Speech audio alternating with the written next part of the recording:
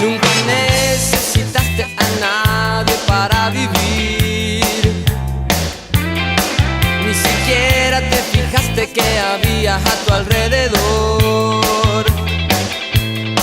Desesperado mirabas las paredes de tu habitación y gritaste muy fuerte, pero nadie te conoció. Y ahora tendrás que